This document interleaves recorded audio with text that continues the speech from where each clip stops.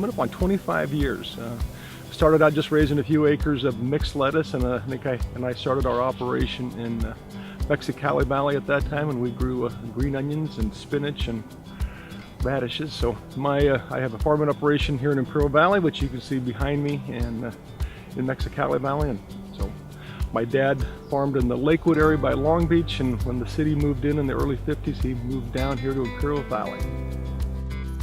I grew up working on the ranch here and studied agriculture at Cal Poly San Luis with a crop science degree, and I came back working on the ranch here with my dad. I spent for 5 years, I'd get up and go to the coffee shop, and I'd meet him at 8:30. I'd come to work at 5:30 and meet him at 8:30, and we'd have coffee, and then we'd spend the morning walking fields together, and we'd have lunch at the Asia Cafe. And I think he ordered the same thing every day for 5 years after looking at the menu. And then I'd spend the afternoon wondering why I saw things different than he, and it was the best education I could have received. And if there were some crops that we were growing that he didn't have experience in, he would hook me up with somebody who had experience, whether it was Art Caston on melons or Nayaz Mohammed or different growers that helped me, mentor me, and helped me to get an understanding of what the nuances was for those crops.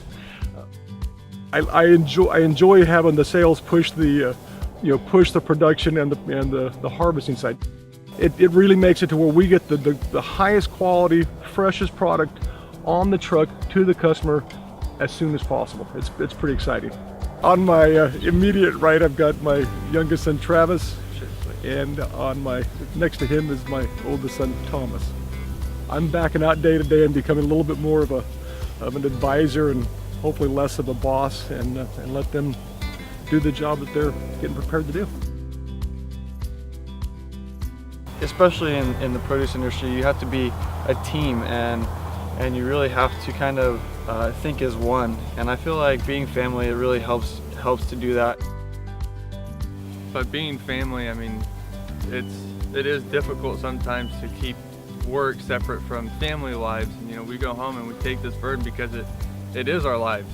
It's not just a job where we come in at 8 o'clock in the morning and leave at 5. I mean, during our onion harvest time, I run in the packing shed, and we start there at 6 o'clock in the morning and we run till about 5 in the afternoon. And then after that, it's like, okay, well, I still got to get all the trucks loaded and shipped out. And then Thomas will call me and like, hey, we're having some issues on clipping the onions. Can you come help me out? What time are you going out?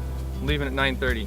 Okay, I'll go. We get home at 1 o'clock in the morning and start all over again. And we do that for about 40 days. It gets pretty burdensome by the time you get done. So, but when you're passionate about it, it's not just about the work. It's about accomplishment. Accomplishing the task that you set out to do, and sometimes it doesn't matter how much time it takes. It's just you're passionate about it, and you do whatever you can to do the best you possibly can. And sometimes that's not real fun, but that's what it takes. We have a grumpy chair at our kitchen counter. If I'm grumpy and my wife catches me early in the morning, 5:30, you need to go sit in the grumpy chair. If Thomas comes in, you can just tell he's lit up like, rah, rah, rah, rah, this is messed up. Like, all right, somebody needs to go sit in the grumpy chair. Travis gets over there, so there's get right side of the counter. So we may need a couple of grumpy chairs periodically. I don't think we need 2 of them. It's already enough coming out of one chair.